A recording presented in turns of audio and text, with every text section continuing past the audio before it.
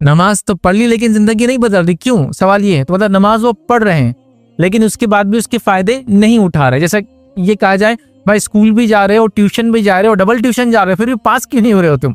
होता है ना, बच्चों से पूछते हैं तो सब कुछ किया जा रहा है फिर भी रिजल्ट क्यों नहीं आ रहा है? तो ये तो वो है जो बच्चा पढ़ने की कोशिश कर रहा है, पढ़ रहा है, स्कूल जा रहा है, कॉलेज जा रहा है, कभी ठीक है जाता है, कभी बराबर नहीं जाता, लेकिन कर रहा है। लेकिन जो नमाज से ही दूर है, ठीक है, तो याद रखिए उनके लिए जरूरी है कि वो नमाज की अहमियत को जाने। नमाज एक फरीजा है, चूंकि अभी वो टाइम नहीं है कि मैं फरीजा उसकी अहमियत लूँ। ऑलरेडी मेरा एक लेक्चर है नमाज की अहमियत, ये ऑनलाइन अपलोडेड है, आप जाए उसको देखें। उसमें मैंने नमाज की अहमियत बताई है और नमाज पढ़ने के तकरीबन कहूँ 30 फायदे और नमाज नहीं पढ़ने के 30 नुकसान जो दुनिया और आखिरत में होते हैं, हमने उसके अंदर इन शॉर्ट इन ब्रीफ बहुत अच्छे से डिस्कस हमने किया, तो उसको देखें। तो ये तो वो आदमी जो नमाज पढ़ रहा है लेकिन फिर भी जिंदगी नहीं बदली, मतलब नमाज भी चालू है, धोखा भी चालू है, नमाज भी चालू है, लूटमार भी चालू है, नमाज भी चालू है, लेन देन में गड़बड़ भी चालू है, नमाज भी चालू है, पड़ोसी के हक भी मारना चालू है। तो ऐसा क्यों हो रहा है कि नमाज तो हम पढ़ रहे हैं लेकिन नमाज हमारी जिंदगी में तब्दीली नहीं ला पा रही? तो टॉपिक सबसे पहले उन लोगों के लिए जो नमाज पढ़ते हैं लेकिन उसके बाद भी उसके फायदे नहीं उठा पा रहे। जो पढ़ते ही नहीं, उनका काम है कि बहुत ज्यादा इस मामले में सीरियस हो, इसलिए कि वक्त नहीं है। लेकिन मुख्तसर सिर्फ आपको ये बात बता दूं, जो आदमी तौहीद पर ना हो और नमाज कायम ना करता हो, उसके बाकी दीगर अमाल में से कुछ भी कबूल नहीं करता अल्लाह ताला। दो चीजें किसी अमाल की कबूलियत के लिए जरूरी, याद रखिए उलमा लिखते हैं। पहला, इंसान तौहीद पर हो और दूसरा तौहीद के साथ साथ वो नमाज कायम करता हो, तभी अल्लाह रब्बुल इज्जत उसके रोजा, उसके हज और उसके दीगर इबादतों को, ज़कात वगैरह सबको कबूल करेगा। अगर वो तौहीद पर ना हो और नमाजी ना हो तो दीगर इबादतें भी उसकी कबूल होने वाली नहीं। याद रखिए इस बात को हमको समझना है, संजीदगी से और सीरियस होकर समझना है, याद रखिए, इसलिए कि बहुत इंपॉर्टेंट टॉपिक है ये। लेकिन अभी बहरहाल वो नहीं पढ़ने वालों के लिए हम वही नहीं कर रहे हैं, जो पढ़ रहे हैं लेकिन फायदा क्यों नहीं हो रहा, उनके ताल्लुक से हम इंशाअल्लाह अजीज हम बात रखने की जो है कोशिश करें, याद रखिए, ठीक है। तो तौहीद और नमाज दो इबादतें जरूरी है बाकी दीगर इबादतों के कबूल करने के लिए, याद रखिए। और सहाबा के ताल्लुक से ये बात बड़ी मशहूर थी कि सहाबा किसी इंसान को या किसी मुसलमान को काफिर नहीं समझते थे जब तक कि वो नमाज के छोड़ने वाला ना हो। मतलब सहाबा किसी भी इंसान को उसके गुनाह कबीरा की वजह से, उसके बुराइयों की वजह से काफिर नहीं बोलते थे, सिवाय इसके कि जो नमाज छोड़ देता था सहाबा उसको काफिर मानते थे। तो मैं समझता हूँ इससे भी इसकी संजीदगी का पता चलता है। और जाहिर सी बात है कि एक इंसान अगर जिंदा है तो उससे आप बाकी सब तो पूछ सकते हैं, लेकिन ये कभी नहीं पूछते कि सांस चल रही है कि नहीं चल रही है। सांस नहीं चल रही तो मर जाएंगे ना। उसी तरह एक आदमी मुसलमान है तो नमाजी है या नहीं, उसको पूछने की जरूरत नहीं, वो बाय डिफॉल्ट होना चाहिए। लेकिन अफसोस सद अफसोस हम लोग इस फराइज के अंदर भी इतने कोता और इतने कमजोर नजर आ रहे हैं कि जिसकी कोई इंतहा नहीं। अब ज्यादा तफसीलात में जाने की जरूरत नहीं है, पहला, दूसरा और तीसरा रमजान को याद कीजिए। और अब हम जिस फेज में आके खड़े हैं, 19वां रोजा आज खत्म हुआ, 20वीं की शब पे आज हम खड़े हैं। आज मस्जिदों की हालत क्या, उससे अंदाजा लगाइए कि मस्जिद में जो पहले 2-3 दिन आए वो लोग भी गायब है। मतलब पहले मस्जिद भी नहीं पूरी, सड़क भी नहीं पूरी, मस्जिद की छत भी नहीं पूरी, पड़ोसी का घर भी नहीं पूरा हुआ, सब कुछ होने के बावजूद भी रश था और लोग वापस जा रहे थे, मतलब कोई दूसरी मस्जिद तलाश कर रहे थे। आज हम 19 की रात खड़े हैं, अब मस्जिद भी पूरी जा रही है, बस जो नॉर्मल था उससे 1-2-3 सफ़े ज्यादा भर रही है। मतलब कितना लोग नमाज को धड़ल्ले के साथ छोड़ रहे हैं। हमें चाहिए कि नमाज को हम सीरियस ले और उसको पढ़े बहरहाल। लेकिन अगर हम नमाज पढ़ रहे हैं और हमारी जिंदगी में तब्दीली नहीं आ रही तो क्यों, उसके ताल्लुक से कुछ बातें इंशाल्लाह हम डिस्कस करेंगे। आज का टॉपिक इंशाल्लाह जिस 10 पॉइंट्स में मैं आपको कवर करने की कोशिश करूंगा। आइए मुख्तसर 10 पॉइंट्स का रखता हूँ और फिर आगे हम देखते हैं। पहली चीज हम देखेंगे इंशाल्लाह, जो पहला नुक्ता देखेंगे, पहला पॉइंट देखेंगे, नमाज में खुशू और खुजू का ना होना। ये वजह नमाज से जिंदगी नहीं बदलती है, खुशू और खुजू नहीं होना। दूसरा याद है कि नमाज का हक अदा नहीं करना जैसा हक अदा करने का हक है, ठीक है। इसी तरह दिखावे के लिए नमाज पढ़ना। चौथी चीज इंशाल्लाह मुसीबत और परेशानी में ही नमाज पढ़ना सिर्फ, और बाद में जो अमन हो जाए, जिंदगी अच्छी चले तो छोड़ देना। पांचवी चीज याद रखें, नमाज में जल्दबाजी करना। छठी चीज हम देखेंगे, नमाज भी पढ़ना और गुनाह भी करना। ये सोच करके नमाज पढ़े तो गुनाह कर सकते हो, मतलब नमाज पढ़ना लाइसेंस टू सिन, गुनाह करने के लिए लाइसेंस मिल गया, मैं गुनाह हो रहे तो नमाज भी तो पढ़े ना, तो इधर बैलेंस हम कर दे रहे, इधर एक चीज तो इधर एक चीज। इस तरह सातवीं चीज, नमाज को पढ़ना लेकिन पाबंदी से नहीं पढ़ना, कभी पढ़ना कभी छोड़ना, ठीक है। आठवीं चीज इंशाल्लाह हम देखेंगे, नमाज भी पढ़ना और अल्लाह के साथ शिर्क भी करना, उससे नमाज से कोई फायदा इंसान को नहीं मिलता है। नवीं चीज हम देखेंगे, याद रखें, ये भूल जाना कि नमाज क्यों हम पर फर्ज है, इसको हम भूल जा रहे हैं। 10वीं चीज इंशाल्लाह देखेंगे, अल्लाह की इबादत करना लेकिन बंदों का हक भी साथ मारना, इसके नतीजे में नमाज का फायदा नहीं होता, याद रखें। अब अगर कोई शख्स ये सोच रहा है कि होना तो ये चाहिए, कुरान की आयत बोल रही है कि नमाज हमको जो है बुराई से और फहश और बुराई से रोकती है, तो जब मैंने नमाज पढ़ ली तो खुद ब खुद ये चीज ऑटोमेटिक हो जाना चाहिए। आप ये बात मेरी याद रखिए, सबसे पहले कोई भी अमल करने के लिए आपको इंटेंट, नियत करना पड़ती है। तब जाके उसमें फ़ायदा होता है। जैसे अगर मैं मिसाल दूँ आपको, बेटे आज फजर में उठो, आप अपने बच्चे को कह रहे हैं इंशाअल्लाह, कोई नीयत नहीं है, कोई इंटेंशन नहीं है, ये आदमी नहीं उठ सकता है। मैं कह रहा हूँ चैलेंज से नहीं उठ सकता है। लेकिन एक आदमी ने सोच लिया मुझे उठना है, जिसकी अगर मिसाल लेना है तो नमाज के शायद मैं नहीं दे पाऊंगा, दूसरी मिसाल देता हूँ समझने के लिए। सुबह अर्ली मॉर्निंग ट्रेन है 6 बजे, कोई अलार्म की जरूरत नहीं है, कुछ नहीं, 4 बजे से उठ के बैठ जा रहे जनाब, जो फजर में रोज नहीं उठ पा रहे हैं। कैसे उठे 4 बजे? निया, इंटेंट था, तो दिल में एक सोच थी, एक फिक्र थी, एक लगन थी, एक तमन्ना थी, तो क्या हो गया, 4 बजे से ही उठ के बैठ गए। लोग बोल रहे अभी सो जाओ, 5 बजे उठे, रेलवे स्टेशन बहुत बाजू में अपना। और अगर आपका सफर ट्रेन से नहीं फ्लाइट से और पहला फ्लाइट का सफर है तो पता चला रात भर नहीं सो रहे, इंटेंट की वजह से हुआ ना, ये सब नियत की वजह से हुआ, बैकग्राउंड में कुछ नहीं था। तो अगर नमाज भी फहश से और मुनकर से रोकती है, हमको उस इंटेंट के साथ उसको पढ़ना पड़ेगा। ये नहीं कि नमाज पढ़ के अब गुनाह करने का, चूंकि नेकी भी कर रहे हैं ना, तो तराजू में गुनाह भी तो होना चाहिए ना फिर हमारे, तो लिहाजा हम दोनों चल रहे हैं, तो उससे नहीं होगा। तो याद रखें, इंटेंट अहम चीज है, याद रखें। चलिए आगे चलते हैं, पहला पॉइंट देखते हैं अपना, नमाज में खुशू और खुजू का ना होना। नमाज पढ़ने के बाद भी हमको नमाज का फायदा नहीं मिलता, याद रखें। तो नमाज में खुशू और खुजू पहला पॉइंट हमारे हैं। खुशू और खुजू क्या है कि इंसान खशियत के साथ, अल्लाह के डर के साथ नमाज पढ़े। और खुजू, जिस खशियत बोलेंगे वो जहन की कैफियत है, खुजू कहेंगे आज़ा और जवारे नमाज के अंदर हो, मतलब मैं जहनी तौर से भी नमाज के अंदर हूँ और जिस्मानी तौर से फिजिकली भी नमाज के अंदर। ये नहीं कि नमाज में खड़ा हूँ तो हाथ भी चालू है, बाल भी सुधारना चालू है, टोपी को हर थोड़ी देर को सीधा कर रहा हूँ, रुमाल बांधा तो उसको हर थोड़ी देर को ऊपर नीचे कर रहा हूँ, शर्ट को सीधा किया जा रहा है, कुर्ते को सीधा किया जा रहा है, हर रुकन के अंदर सब कुछ। मतलब आप देखें ना, कुछ लोग दाढ़ी में हाथ डाले जा रहे हैं, मूछी को सुधार लिया जा रहा है, ये कर लिया जा रहा है, भवों को सीधा किया जा रहा है, तो मतलब हर चीज हो रही। खुशू और खुजू, दिल की कैफियत भी नमाज में हो, आज़ा और जवारे भी, बॉडीली भी, मैं फिजिकली भी नमाज के अंदर हूँ कि कोई दूसरी हरकत में ना करो। याद रख दो, खुशू और खुजू के साथ नमाज पढ़ेंगे तो नमाज हमारी जिंदगी को यकीनन बदलने वाली बन जाएगी। वरना ये पहला वजह याद रखिए जो मैं रख रहा हूँ आपके सामने, कि नमाज तो पढ़ी लेकिन जिंदगी नहीं बदली। पहली वजह है कि खुशू और खुजू नमाज में नहीं है, बस मैं गया और नमाज पढ़ के आ गई। लेकिन ये बात आप समझ लें, कोई अगर खुशू और खुजू के बगैर भी नमाज जाकर पढ़ रहा है तो अच्छा ही काम कर रहा है, नमाज को जा रहा है। ये ना हो कि अब फैसले ने बोल दिया खुशू खुजू नहीं है, अब मैं जाता ही नहीं, पहले से भी फैले में नहीं। ये उस गार्ड के जैसा है, गार्ड होता है ना जो आपको समझो घर के बाहर गार्ड रख देते हैं। अब एक गार्ड है जिंदा इंसान के तौर पे आपकी घर के बाहर बैठा है, मतलब आपने कहा कि रात में 10 बजे आ जाना, सुबह 6 बजे चल जाना। एक जिंदा इंसान घर के बाहर बैठा है, तनख्वाह लेता है और चला जाता है, कुछ नहीं उससे होता, आंखें खुली उसकर बैठा है। और एक दूसरा आदमी जिसको आपने गार्ड बोल के रखा, आप आए तो खड़ा हो गया, आप सामान ले जाए तो उठ के सामान में मदद कर रहा, आप समझे ना, आपकी सारी हेल्प कर रहा, मॉनिटरिंग कर रहा, सुबह बोल रहा कि ऐसा मसला हो रहा, रात में फला आदमी आ रहा, मुझे ऐसा डर लग रहा, आप सीसीटीवी कैमरा लगा दीजिए, आप फला कर लीजिए। ये भी गार्ड है, ये भी गार्ड है, दोनों को तनख्वाह मिल रही। एक प्रोएक्टिव है अपने काम में और एक अटेंडेंस अपनी बराबर दे रहा है, लेकिन अटेंडेंस देने की वजह से तनख्वाह उसको मिलेगी। तो खुशी और खुजू नहीं होने के नतीजे नमाज मत छोड़ो, इसलिए मैं क्लियर कर रहा हूँ कि नहीं बोला वो खुशू खुजू नहीं, नमाज ही गायब अपनी, चूंकि अपना दिल इधर लग रहा, उधर जा रहा, तो नमाज नहीं, नमाज तो नहीं छोड़ना, हाजिर तो होना ही है भाई किसी हाल में, ठीक है बहरहाल।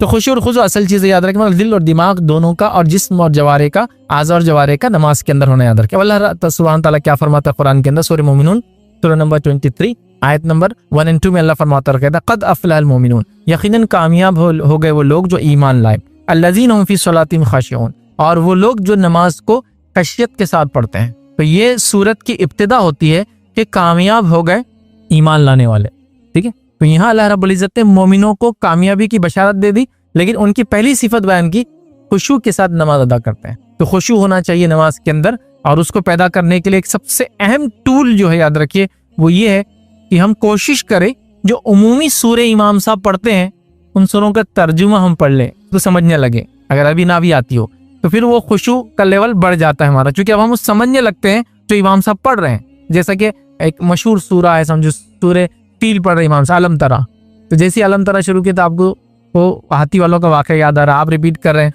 तो आपका खुशू बढ़ जाता है उसके अंदर।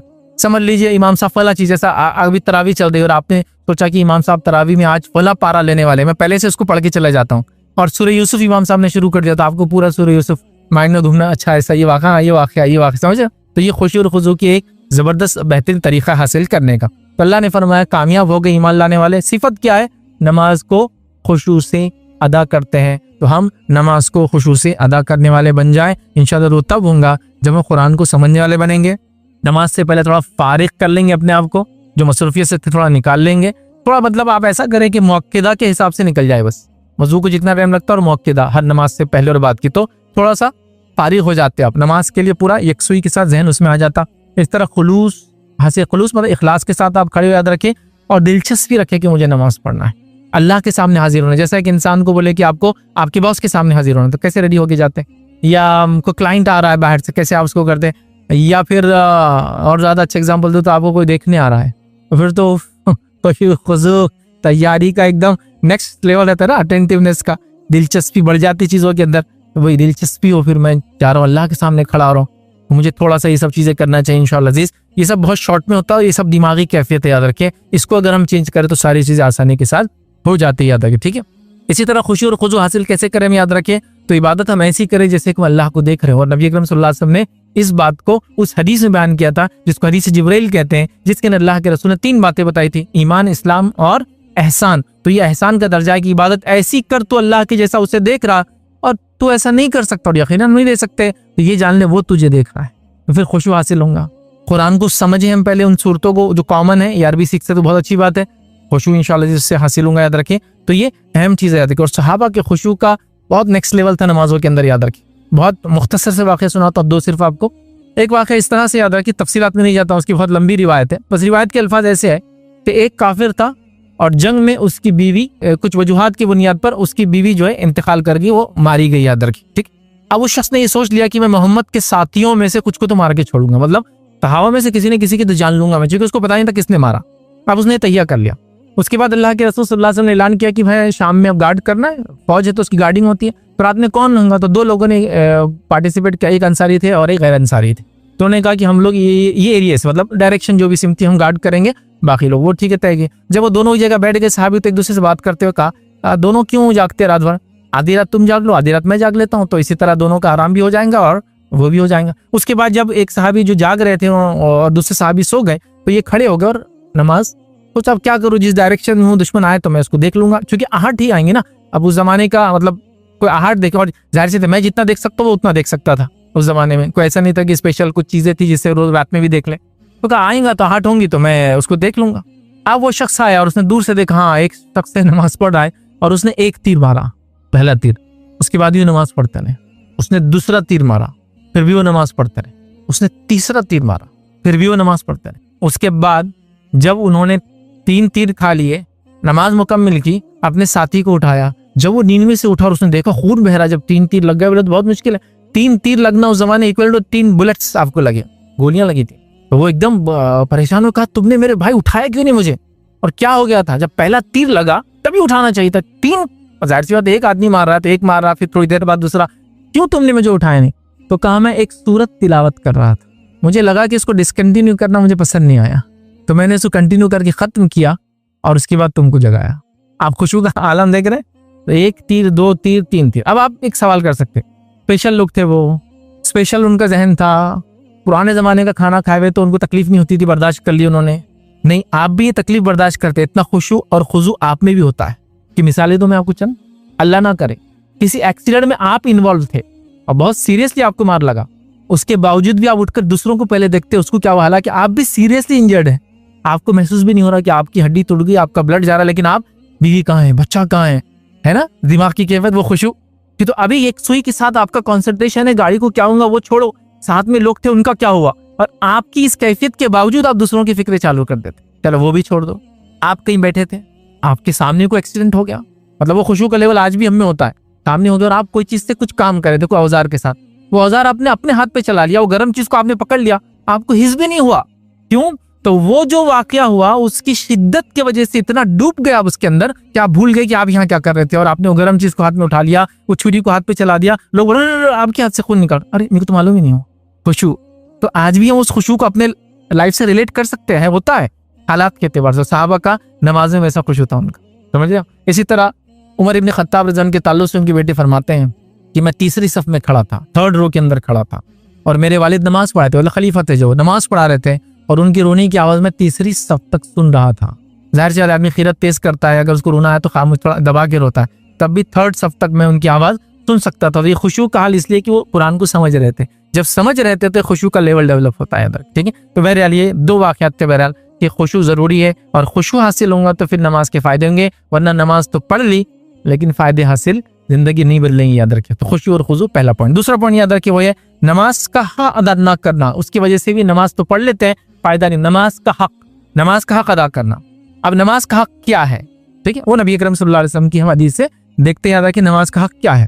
सही बुखारी की रिवायत है, नबी अकरम सल्लल्लाहु अलैहि वसल्लम तशरीफ फरमाते, कुछ और सहाबा भी साथ में थे। एक सहाबी आए, नमाज के लिए खड़े हुए, नमाज अदा की और आए, नबी अकरम सल्लल्लाहु अलैहि वसल्लम सलाम किया, आपने सलाम का जवाब दिया और कहा तेरी नमाज नहीं हुई, फिर से पढ़। वो फिर गए, मतलब अभी 2 रकात हो गई थी क्योंकि जितनी पढ़े थे उन्होंने, फिर वो गए, दूसरी बार नमाज के लिए गए, दूसरी बार खड़े हुए, नमाज पढ़ी, फिर आए, आपने कहा तेरी नमाज नहीं हुई, फिर से पढ़ना है मतलब। फिर वो 3rd टाइम गए, फिर नमाज पढ़ी, फिर आए, फिर मिले अल्लाह के रसूल से, आपने कहा तेरी नमाज नहीं हुई, फिर से पढ़ जाकर। उन्होंने कहा अल्लाह के रसूल सल्लल्लाहु अलैहि वसल्लम, इससे अच्छी नमाज मुझे नहीं आती, अब आप बताइए क्या प्रॉब्लम मेरी नमाज, मैं ये पढ़ के आ रहा हूँ। तब नबी अकरम सल्लल्लाहु अलैहि वसल्लम ने कहा जब तू नमाज के लिए खड़ा हो तो खड़ा हो, अल्लाह अकबर कहे और इतनी देर क़याम कर कि रीढ़ की हड्डी सीधी हो जाए। ऐसा नहीं, मैं ऐसा बता रहा हूँ साइड से देखने के लिए, रीढ़ की हड्डी सीधी हो जाए। फिर उसके बाद तो रुकू कर और इतने देर रुकू कर के रीढ़ की हड्डी सीधी हो जाए। फिर आकर रुकू क्यों होगा, सीधी भी होना चाहिए इन द सेंस वाकई में सीधी, और इंसान उतनी देर तक करना चाहिए, हड्डी को सीधा होने को टाइम लगता है, लाइन होने के लिए मन को सीधी हो जाए। उसके बाद तो फिर खड़ा हो, इतनी देर खड़ा हो कि रीढ़ की हड्डी सीधी हो जाए। फिर उसका सजदा कर, इतनी देर सजदा कर कि रीढ़ फिर सुकून में आ जाए, पूरी सीधी हो जाए। फिर सजदे से उठ, उतनी देर रुक कि फिर रीढ़ सीधी हो जाए, एकदम इत्मीनान। तो वो क्या कर रहे थे, जल्दबाजी से पढ़ रहे थे, जल्दबाजी से पढ़े तो कहा तेरी नमाज नहीं हुई, नमाज का हक अदा नहीं हुआ, नमाज नहीं हुई, ठीक है। अब हम देखें हमारी नमाजों का हाल क्या है, कितनी जल्दबाजी के साथ नमाज पढ़ रहे हैं। बल्कि हालात ये है कि अगर कोई ऐसी नमाज नहीं पढ़ा रहा है जो जल्दबाजी वाली नमाज है, जिसमें पूरी चीजें अदा भी नहीं होती है, अगर ऐसी नमाज कोई नहीं पढ़ा रहा तो इमाम को अपॉइंट भी नहीं किया जा रहा बल्कि निकाल दिया जा रहा है, तो लंबा रुकू कराते हो। ये रमजान के बाद इन्होंने मुझे दिखना नहीं चाहिए। फजर की नमाज में 12 मिनट की नमाज फजर की, मतलब इट्स टू मच, मतलब इतनी ज्यादा नहीं हो सकती भाई। 8 मिनट वाला लाओ, क्योंकि 2 ही रकात है ना, क्योंकि जोहर हम 4 रकात 6 मिनट में पढ़ रहे हैं, तो उसके हिसाब से फजर बहुत लंबी हो जा रही है ना। तो हम वो फास्ट को ही हम नमाज समझते हैं। थोड़ा भी कोई आदमी स्लो हो तो कई लोग झटके लेते रहते, क्योंकि उनको लगता है अब तो रुकू होना चाहिए ना, अब तो रुकू होना चाहिए, मतलब ईमान से पहले वो सोचते हैं, क्योंकि आदत हो जाती है ना। तो ये जल्दबाजी का हमारे आलम है। जब ये हम जल्दबाजी करेंगे तो नमाज का हक अदा नहीं होगा, नमाज का हक अदा नहीं होगा तो वो लाइफ चेंजिंग हमारे लिए साबित नहीं होंगी। फहश और मुनकरात से नमाज हमको रोकेंगे नहीं फिर हमारी। तो लिहाजा बहुत सुकून के साथ, बहुत इत्मीनान के साथ। आइए एक सहाबी रसूल का कौल आपके सामने रखता हूँ। वो फरमाते और कहते हैं, हुज़ैफा बिन यमान रज़ी अल्लाह अन्हु क्या कहते हैं सुनिए। वो कहते और फरमाते हैं, एक शख्स को देखा कि ना रुकू पूरी तरह कर रहा था ना सजदे पूरी तरह कर रहा था, वही जल्दबाजी से नमाज पढ़ रहा था। तो आपने क्या फरमाया, क्या आपने फरमाया, इसलिए आपने इससे कहा तुमने नमाज ही नहीं पढ़ी, और अगर तुम मर गए, तुमने तो नमाज ही नहीं पढ़ी, अगर तुम मर गए तो तुम्हारी मौत इस सुन्नत पर नहीं होगी जिस पर नबी अकरम सल्लल्लाहु अलैहि वसल्लम ने छोड़कर हमको गए थे। मतलब अगर इस हालत में मर गए जैसे तुम नमाज स्पीड से पढ़ रहे थे, तो तुम उस सुन्नत पे नहीं मरोगे जिस पे अल्लाह के रसूल छोड़कर गए थे। मतलब नबी अकरम सल्लल्लाहु अलैहि वसल्लम जैसी नमाज पढ़ते थे तुमने वैसी नमाज नहीं पढ़ी, क्योंकि तुम जल्दबाजी कर रहे हो नमाज में। और आज हमारी नमाजें जल्दबाजी के साथ ही हो रही है, याद रखिए, उसका हक अदा नहीं हो रहा है। याद रखिए, ये इसका प्रॉब्लम है। जल्दबाजी वाली नमाज में रुकू का हक अदा नहीं होता, सजदों का हक अदा नहीं होता, और ये बदतरीन चोरी है इंशाल्लाह। और तफसीलात इसी हदीस को हम बाद में भी देखेंगे दूसरे पॉइंट के अंदर। बदतरीन चोरी भी कहा गया इसको, ठीक है। तो हुकूक अदा करने के लिए हमको क्या करना है, नबी अकरम सल्लल्लाहु अलैहि वसल्लम की जैसी नमाज पढ़ना। अब नबी अकरम सल्लल्लाहु अलैहि वसल्लम कैसी नमाज पढ़ते थे, अब ये सवाल मत कीजिए क्वेश्चन आंसर सेशन के अंदर, याद रखिए, वो आपको लर्न करना है, सीखना पड़ता है। मैं जो नमाज अभी पढ़ रहा हूँ क्यों पढ़ता हूँ, उसका रीजन मैं आपको भी दे सकता हूँ। मैं ऐसी नमाज जैसी भी मैं पढ़ रहा हूँ आज इसलिए पढ़ता हूँ कि मैंने अपने मोहल्ले में लोगों को ऐसी नमाज पढ़ते हुए देखा है, या मेरे अतराफ में लोग ऐसी नमाज पढ़ते हैं तो मैं भी ऐसी नमाज पढ़ता हूँ। क्या मैंने नमाज को सीखा? हाँ, ये पॉइंट है सर, सीखना पड़ता है इन चीजों। अगर मैं ये देखूं कि अक्सर लोग क्या कर रहे हैं और वो चलन के बेसिस पे मैं नमाज पढ़ूंगा तो ठीक है, वो जो चल रहा है वही नमाज होंगी मेरी, लेकिन नमाज को मुझे सीखना पड़ेगा, तो तब नमाज आएंगी ना, हमको पढ़ना पड़ेगा मुझे। और याद रखिए, जब अल्लाह ने किसी इबादत को फर्ज किया है तो फर्ज किया है जब उस इबादत को, तो उस इबादत को फर्ज की तकमील में जो जो चीजें होती है उसको सीखना भी हमारे लिए फर्ज है। तो नमाज अगर फर्ज है तो गुस्ल सीखना भी फर्ज है, नमाज अगर फर्ज है तो वजू सीखना भी फर्ज है, अगर नमाज फर्ज है तो नमाज की चीजों टूटती सीखना भी फर्ज है, अगर नमाज फर्ज है तो गुस्ल कैसे होता और कैसे तोड़ता, वजू कैसे होता और कैसे तोड़ता वो भी सीखना फर्ज है। नमाज अगर फर्ज है तो सजदे कैसे नमाज में सहू करते वो सीखना भी फर्ज है। नमाज अगर फर्ज है तो उसमें गलती हो जाए तो क्या करे वो भी सीखना फर्ज है। तो मैंने सीखा नहीं, मैंने क्या किया, देखा लोगों को, तो मेरे इलाके में लोग जैसे पढ़ते थे वैसे ही पढ़ रहा हूँ। अब एकेडमिकली कोई स्टडी करके पढ़ रहा है तो पूरे समाज में लोग कोस रहे हैं उसको, अरे तुम ऐसा कैसा कर रहे हो, ये तरीका थोड़ी है, सब लोग ऐसा नहीं करते ना, पूरा जमाना ये नहीं कर रहा, पूरा जमाने में देखो ऐसा हो रहा। तो पूरे ज़माने की बुनियाद पर दीन और इस्लाम नहीं चलता। इस्लाम और दीन की बुनियाद दलील है ना। सबके बोलने पे, सबके करने से इस्लाम थोड़ी चेंज होगा, दलील की बुनियाद पे होगा। रेफरेंस चाहिए और ऑथेंटिक रेफरेंस चाहिए। तो बहरहाल नबी अकरम सल्लल्लाहु अलैहि वसल्लम जैसी पढ़ेंगे हम तो इंशाअल्लाह अज़ीज़ फिर नमाज का हक अदा होंगे, याद रखें। इसी तरह याद रखें, नमाज की चोरी बदतरीन चोरी, याद रखें। अल्लाह के रसूल सल्लल्लाहु अलैहि वसल्लम फरमाइए, मुस्नद अहमद की रिवायत है, क्या फरमाया सुनिए। आपने कहा बदतरीन चोर वो है जो नमाज में चोरी करता है। सहाबा ने कहा कि पूछा कि अल्लाह के रसूल नमाज की चोरी कैसे हो सकती है? तो आपने फरमाया वो इस तरह से कि रुकू और सजदे को मुकम्मिल नहीं करता है। और हाँ, बस रुकू का मामला तो बहुत यूनिक है। रुकू और जो रुकू क्या समी अल्लाह मन हमीदा रहता हो, एक ही स्टेज में हो जाता हमारा, यूं करके कब उठता हो, मतलब झुकता ही पूरा नहीं, वैसा यूं रहता है, ऐसा तो होती नहीं कमर, वो रहता ही ऐसा और फौरन खड़ा हो गया, यूं झुका और यूं खड़ा हो गया, वहीं पूरी उसकी हड्डी आकर रुकू में आने से पहले वो खाली यूं हुआ और फिर खड़ा भी हो गया। मतलब दोनों चीजों को, ने इसका आधा अदा किया, उसका आधा अदा किया।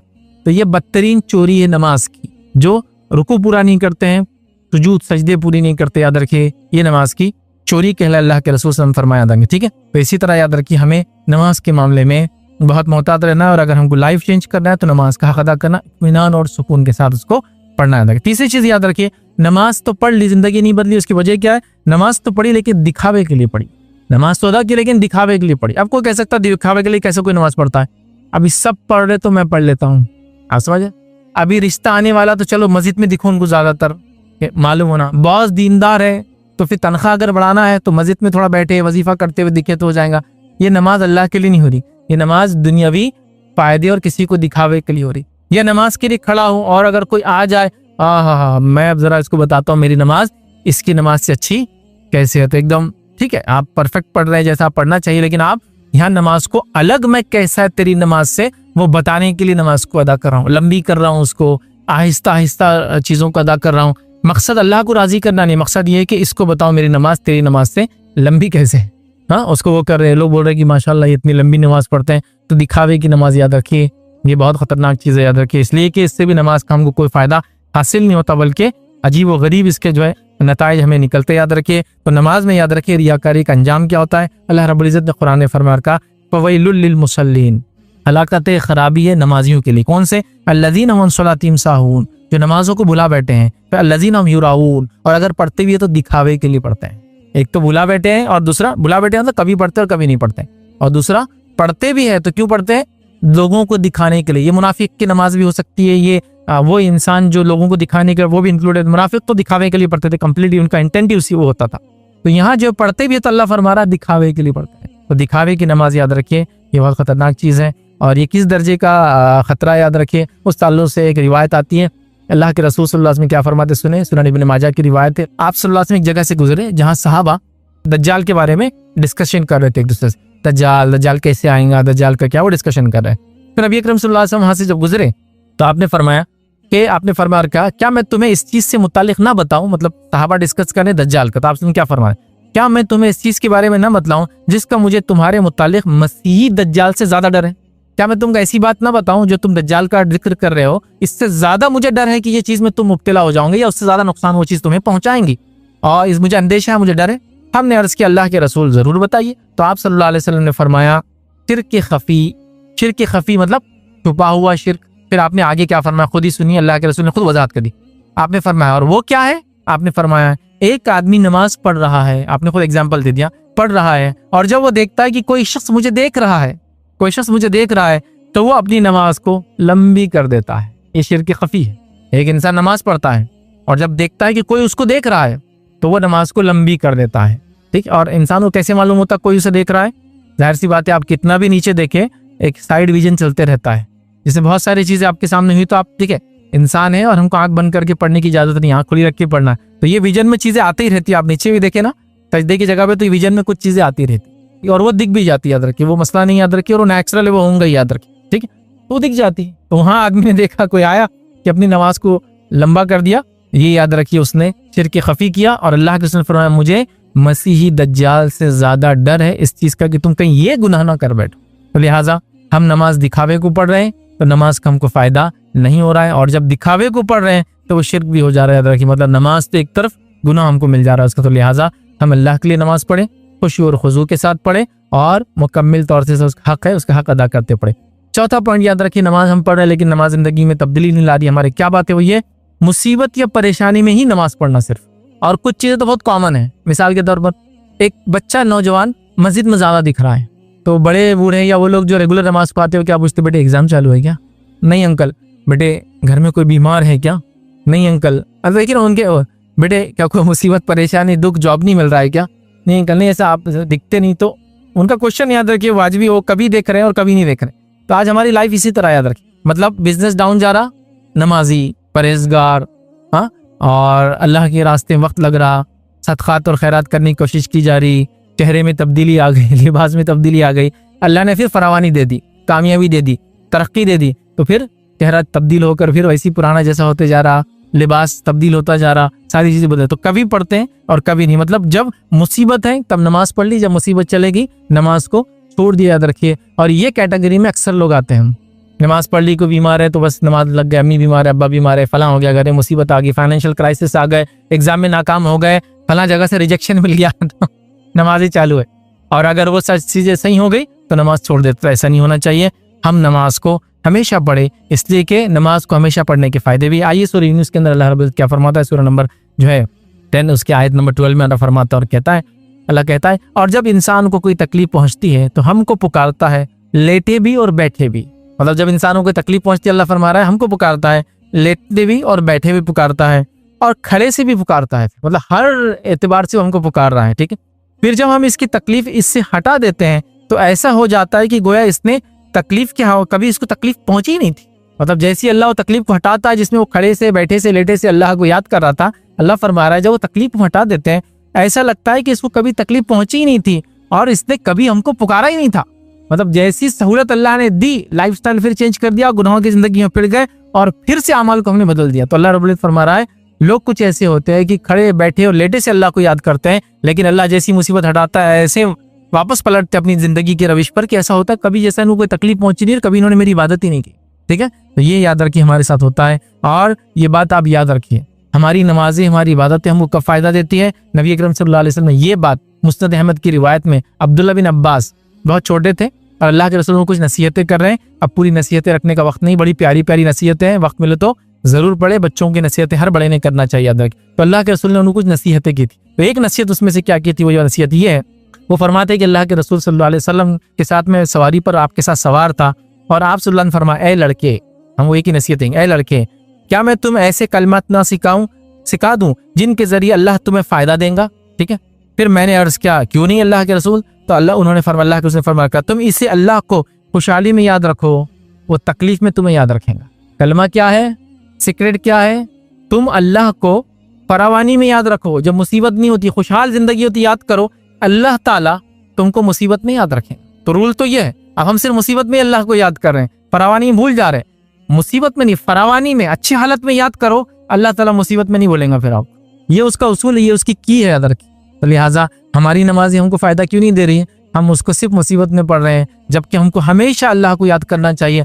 फायदा ये होगा जब अल्लाह को हम आम दिनों में याद करेंगे अच्छी हालत में, तो अल्लाह मुसीबत में हमको याद करेगा और ऐसी जगह से हेल्प मदद आएंगी कि हम मतलब उम्मीद ही नहीं करे थे ऐसा होगा, और वो चीज़ आपकी हो जाएंगी, बेड़ा पार हो जाएगा, बीमारी दूर हो जाएंगी, फाइनेंशियल क्राइसिस हट जाएंगे, जिंदगी में बरकत आ जाएंगी, चीज़ें गुम गई तो वापस मिल जाएंगी।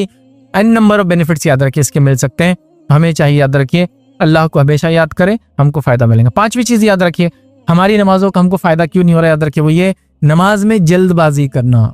नमाज में जल्दबाजी करना याद रखिए। हम में से बहुत सारे लोग हैं जो बहुत जल्दबाजी करते हैं नमाज के अंदर।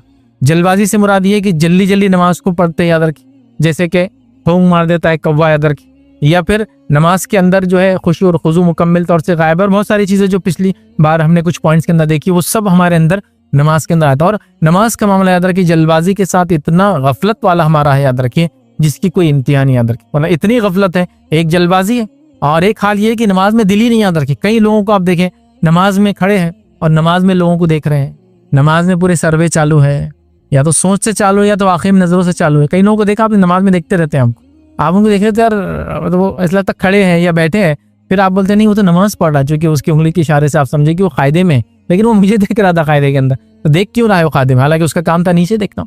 तो खुशू नहीं है, खुजू नहीं है, जल्दबाजी याद रखिए। और जल्दबाजी का ये नतीजा है कि उसको देखना भी है दुनिया में क्या चल रहा है, नमाज भी पढ़ना है, दोनों चीजें एक साथ, मतलब ये आदमी को तो बिजनेस के गले पे बैठा है, दोनों काम एक साथ कर ले सकता है, नमाज भी अदा हो रही, बिजनेस भी उसका चालू है, क्योंकि वो देख रहा है सारी चीजें कर रहा है। तो नमाज में जल्दबाजी नहीं करना चाहिए। याद रखिए ये मुनाफिक की नमाज है। सही मुस्लिम की रिवायत है, अल्लाह के रसूल सल्लल्लाहु अलैहि वसल्लम क्या फरमाते हैं, अनस बिन मालिक उसके रावी है, वो फरमाते हैं अल्लाह के रसूल सल्लल्लाहु अलैहि वसल्लम को फरमाते हुए सुना कि ये मुनाफिक की नमाज है कि आदमी बैठा रहे और सूरज को देखता रहे यहाँ तक कि जब वो सूरज जो है शैतान के दो सींगों के बीच में आ जाए, मतलब असर की नमाज की बात हो रही है, और शैतान के दो सींगों के बीच में आ गया, मतलब लाल हो गया और डूबने के करीब हो गया। फिर अल्लाह के रसूल फरमाते हैं दरमियान चला जाता है तो खड़ा होता है, नमाज की जो है चार जो है जो ठूंगे मार देता है और अल्लाह को बहुत ही कम याद करता है। मतलब पहले तो वो सुस्ती करता है, असर का वक्त जाया होने देता है, जब असर का वक्त खत्म होने आता है तो देखता है सूरज लाल हो गया, फौरन खड़ा होता है और जल्दी जल्दी चार ठूंगे मारता है, मतलब 4 रकातें पढ़ता है, 4 मतलब सजदे उसमें करता है और उस बहुत कम अल्लाह को याद करता है। तो लिहाजा जल्दबाजी करता है, तो हमें नमाजों में जल्दबाजी नहीं करना चाहिए, बहुत सुकून और इत्मीनान के साथ उनको अदा करना चाहिए। याद रखें, और नमाज में इत्मीनान के ताल्लुक से याद रखें, मैं ऑलरेडी एक वाक़या आपके सामने रख चुका हूँ उस साहबी का जिन्होंने 3 तीर खाए और उसके बाद अपनी नमाज सूरत मुकम्मिल की और उसके बाद जो है अल्लाह जो है दूसरे साथी को उठाया। और ये खुशू और खुजू था, जल्दबाजी वो नहीं करते थे, इत्मीनान के साथ नमाजें पढ़ते थे और बहुत कसरत से नमाजें पढ़ते थे। जो है कई सहाबा के ताल्लुक से आता है कि ऐसी नमाजें कायम करते थे, ऐसी नमाजों जैसे अब्दुल्लाह बिन जुबैर रज़ी अल्लाह अन्हुमा के ताल्लुक से आता है कि ऐसी नमाज पढ़ते थे कि लोग इनको कहते थे कि ये एक कॉलम है मस्जिद नबी का, कॉलम में से, मतलब जब भी जाते थे नमाज के लिए खड़े हुए दिखते थे, एक ही जगह खड़े नमाजें पढ़ रहे हैं सुबह शाम में। तो ऐसा एक कॉलम होता है ना, किसी बिल्डिंग का कभी हटता है क्या, नहीं, थोड़ी देर के लिए कॉलम हटा दिए, वो जाए वहीं पूरी बिल्डिंग जब तक है, तो लोग कहते थे ये एक मीना मतलब कॉलम के जैसे, जब आओ ये खड़े हुए नमाज के लिए दिखते हैं। इतनी नमाजें पढ़ते और कसरत से नमाजें पढ़ते थे। अब एक खाली सवाल है, उसका जवाब देता हूँ, बहुत से लोग सवाल कर सकते हैं, इतना सहाबा के बारे में, ताबईन के बारे में रहा, तो रोज 1 पारा पढ़ रहे हैं, 10 पारे पढ़ रहे हैं, 3 पारे कुरान के पढ़ रहे हैं, नमाजें पढ़ रहे तो इतनी लंबी लंबी, इतनी ज्यादा पढ़ रहे हैं, तो दूसरे काम काज थे नहीं थे उनको, बिजनेस है, भी बच्चों की जिम्मेदारियां हैं, ये है वो, कैसे करते थे। तो याद रखिए उलमा इस ताल्लुक से लिखते हैं, जब ये इतनी खुशू और खुजू के साथ ये अमल करते थे, अल्लाह ने इनकी जिंदगी में इतनी बरकत दे दी वक्त के अंदर कि वो वक्त में सब कुछ कर लेते थे। इतनी नमाज भी पढ़ते हैं, इतना कुरान भी पढ़ रहे हैं, इतनी तिजारत भी कर रहे हैं, भी बच्चों को भी वक्त दे रहे हैं, हलाल रोजी भी कमा रहे हैं, फला भी कर रहे हैं, जंगों में भी जा रहे हैं, सब कर पाते थे। ये बरकत बोलते हैं उसको, समझे। तो अल्लाह उनकी जिंदगी में बरकत दे देता था उन इबादतों की वजह से कि इतना सब कुछ करने के बाद दूसरे काम के लिए वक्त बाकी रहता था। और ये चीज आप महसूस कर सकते हैं, जब आप सिर्फ एक फजर की नमाज नहीं पढ़ेंगे तो अल्लाह के अमान में से निकल जाएंगे, अल्लाह पूरा दिन आपसे छीन लेगा, दिन की बरकत, वक्त की बरकत खत्म हो जाएंगी और डे शॉर्ट हो जाता है आपके लिए। हदीस में ये अल्फाज, आपके टाइम नहीं पूरी चीज डे शॉर्ट कर देता अल्लाह, वो उसकी लंबाई को खत्म कर देता आपके, मतलब 24 घंटे का तो है काम, 2.5 घंटे का भी नहीं होता उसका। लेकिन जब फजर पढ़ ले तो अल्लाह के अमान में आ जाते हैं। हदीस के अंदर जब अल्लाह के अमान में आते तो अल्लाह ताला फिर दिन की पूरी बरकतें आपको खोल के रख देता है। या महसूस कर सकते हैं, अमल करके देखिए, ये चीज फील कर सकते हैं आप। सुबह उठने वालों को देखिए, वॉकिंग भी कर रहे, फला भी कर रहे, एक्सरसाइज भी कर रहे, तिजारत भी कर रहे, ये भी कर रहे, फला भी हो रहा, हशाश और बशाश, खुश और खुर्रम रह रहे, दोपहर में थोड़ा आराम कर ले रहे, सारी चीजें हो रही। और सुबह एक बार सोया तो 12 बजे उठा, उसके बाद वो उसकी सुस्ती खत्म होने तक जोहर का वक्त हो गया, उसके बाद तिजारत पर गया, अपनी सुस्ती के साथ तिजारत पर जाकर बैठा, उसके बाद जिंदगी की बरकत खत्म हो जाती है। तो लिहाजा नमाजों में जल्दबाजी नहीं करना चाहिए, इत्मीनान, वरना अल्लाह ताला फिर नमाजें तो हम पढ़ते हैं उसका फायदा हमको नहीं देता। छठी चीज याद रखिए, हम नमाज तो पढ़ रहे हैं लेकिन जिंदगी नहीं बदल रही, वो ये नमाज के साथ साथ गुनाह पर गुनाह किए चले जाना। गुनाह मिटाती है नमाज, सही बात है, लेकिन नमाज के साथ साथ गुनाह पर गुनाह करेंगे तो फिर याद रखिए हमारी जिंदगी में नमाज के फायदे हमको नहीं मिलेंगे। और मैंने शुरू में कहा ना, इंटेंट होता है, नियत होती है, तो आपको नियत करना पड़ेगी, मैं नमाज ही पढ़ रहा हूँ और मुझे अपने आप को चेंज भी करना है। खाली नमाज पढ़ने से फायदा नहीं, आपको अपने आप को चेंज करना होगा। देखिए दुनिया में कितने करोड़ लोग हैं, उनमें से चंद लोगों को हिदायत मिलती है और इस्लाम कबूल करते हैं, तो क्यों ऐसा वो चंद को मिली? उन्होंने कोशिशें की अपनी तरफ से। उनके स्टोरी सुनिए, भाई आप कैसे इस्लाम में आए, मुझे पहले पता नहीं था, मैं इस्लाम को ही समझता था, वो था फला था, फिर मैंने पढ़ा, फिर समझा, फिर कुरेदा, फिर ये किया, फिर वो किया, वो रिसर्च किया, वो मजहब पढ़ा, ये मजहब पढ़ा, ये किताब पढ़ी, वो किताब पढ़ी, कुरान को इस नीयत से पढ़ा कि मैं उसमें से बुराइयां निकालूं, टेररिज्म निकालूं, और नबी करीम सल्लल्लाहु अलैहि वसल्लम की सीरत इसलिए पढ़ा कि बताऊं कि दुनिया के नौज़ुबिल्लाह सबसे बड़े दहशतगर्द कैसे थे, सब मैंने ऐसा किया। बाद में मुझे हक मिल गया, तो उसकी तजस्सुस थी ना, पहला इंटेंट उसका था। मुसलमानों में कितने मुसलमान हैं लेकिन तौफीक नहीं है नमाज पढ़ने की, क्यों नहीं है तौफीक? सब मुसलमान है ना, इतने हजारों करोड़ों मुसलमान है, तौफीक क्यों नहीं हो रही? वो कोशिश नहीं कर रहे। तो जैसा करोड़ों लोगों में से जो लोग कोशिश कर रहे हैं अल्लाह उनको हिदायत दे रहा है, वैसे मुसलमानों में से जो लोग कोशिश करेंगे अल्लाह तौफीक देगा, फिर नमाज की अल्लाह तौफीक देगा, फिर इबादत होगी। अल्लाह ये ऐसा है, पहले अपना इंटेंट होना चाहिए, ठीक है। तो नमाज भी कर रहे हैं, पढ़ रहे और गुनाह भी कर रहे हैं। इससे याद रखिए हमारी ज़िंदगी तब्दील नहीं हो रही। याद रखिए अल्लाह के रसूल सल्लल्लाहु अलैहि वसल्लम को कुरान क्या फरमाता है, हमने जो आयत शुरू में तिलावत की कि अल्लाह ने फरमाया कि नमाज बेशक बिहाई से और बुराई से इंसान को रोकती है। तो यहाँ तो नमाज रोकने की बात कर रही है, लेकिन हम नमाज ही पढ़ रहे और गुनाह पे गुनाह की जा रहे, जिसके नतीजे में नमाज का फ़ायदा और सवाब हमको नहीं मिल रहा है। याद रखिए इसी तरह नमाज गुनाह सगीरा को माफ़ कर देती है, ये गुनाहों को मिटाने वाली चीज़ है। याद रखिए लेकिन अगर हम पढ़े ही इस नियत से कि सिर्फ गुनाह करना है इसलिए मुझे नमाज पढ़ना, मैंने एक साहब को एक बार बोलते सुना, मैं देखो बोले सुबह उठता हूँ फजर पढ़ लेता हूँ, फिर फजर पढ़ता हूँ, बिजनेस में जाता हूँ, थोड़ा बहुत धोखा होकर ये सब करता हूँ, लेकिन फिर नमाज पढ़ लेता हूँ जोहर, तो मेरे वो धोखे गुनाह माफ हो जाते हैं। उसके बाद फिर मैं क्या करता हूँ, यही करता हूँ, जोहर पढ़ लेता हूँ, फिर घर जाता हूँ, टीवी देखता हूँ, फिल्में देखता हूँ, देखता हूँ, लेकिन फिर असल पढ़ लेता हूँ, फिर मेरे गुनाह माफ हो जाते हैं। फिर मैं उसके बाद फलां करता हूँ, बिजनेस जाता हूँ। मतलब वो ऐसा लग रहा था कि उनको किसी ने इरेजर दे दिया, भाई कुछ भी पेपर पे लिखो और मिटाते जाओ, उसको लिखते जाओ मिटाते जाओ।